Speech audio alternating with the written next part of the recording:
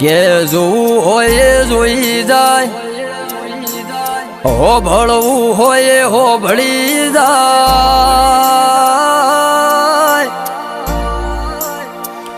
હે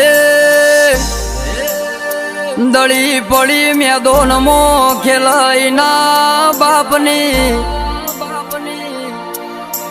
એ ખેલાડીએ મારા સ વારો એ મારો સ ન મેદોન એ મારું સ.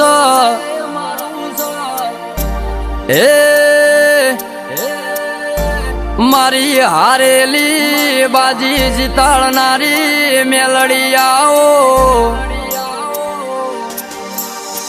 કે